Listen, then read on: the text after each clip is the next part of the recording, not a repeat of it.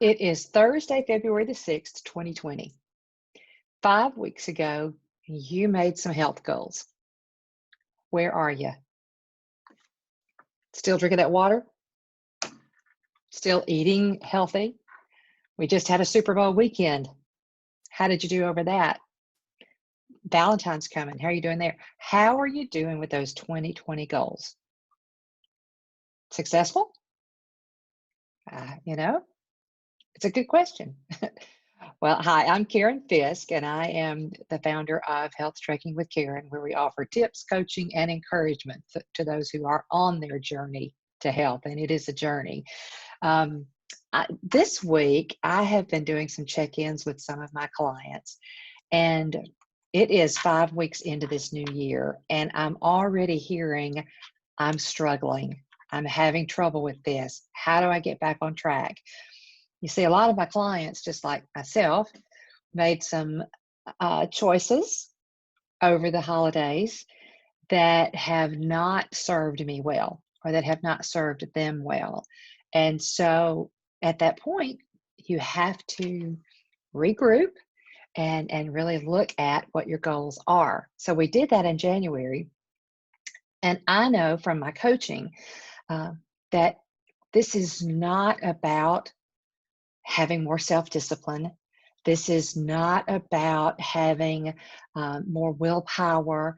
This is not about having more control. You see, this is about habits.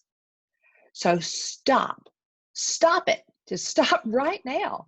Stop beating yourself up and saying, if I just had the willpower, I could lose the weight. If I just had the self-discipline, I could lose the weight. Newsflash. This is not about those things. Has nothing to do with self-discipline, because someone who has a trouble with eating, overeating, could be very disciplined in their work world, in their home world. It has nothing to do with that, okay? What it has to do with is those habits. Now, what I want you to understand is the food addiction for us, and it is an addiction. It's an acceptable addiction.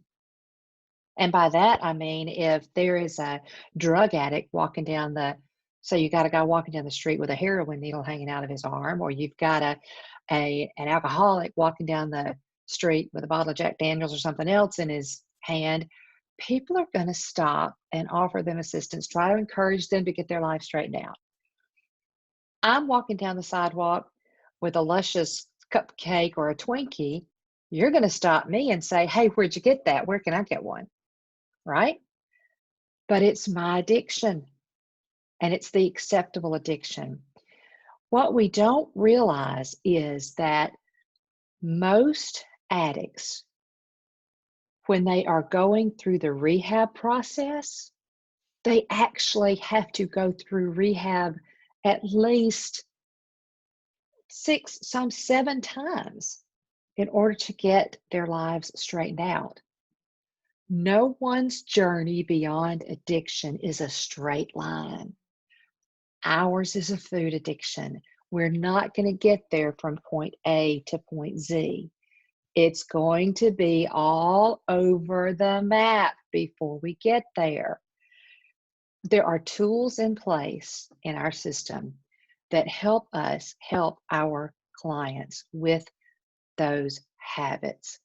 In fact, I tell my clients up front, and I will tell you, if you want to experience long-term change, long-term transformation, long-term rehabilitation from the eating addiction, you've got to do the mental work. We have tools in place that help our clients do that, changing their habits. Because see, what you don't realize is that those carbs, that turn into sugar, that sugar hits the same spot in our brain that meth or that drug or that alcohol hit, that same pleasure center. We get the same high, the same need for more that those addicts get from their addictions. So we've got to change it one habit at a time. And it's got to be the mental work that happens. And if you could do it by yourself, you would already have done it by yourself. An addiction requires support to overcome. It requires the support of a coach. It requires the support of a community. It requires the support of adequate tools to help you get there. So stop beating yourself up and take just a moment to reach out to someone who can help you.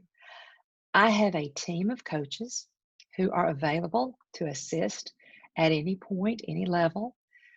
We offer the weekly client coach check-ins where we work with you on that. We have resources and materials available that we use to encourage you in this mental process. We want to see you become the very best you that you can be. And that only happens one smidgen at a time. Over the course of time, we go all those loop-de-loops, and here we end up. I actually had 3 clients over this past year who lost, they're in my 100-pound club, 3 clients who lost over 100 pounds each in that month. So if it's 5 pounds, 10 pounds, or if it's 100 pounds or more, we've got the resources to help you do that. I hope that you will consider that. February is the love month.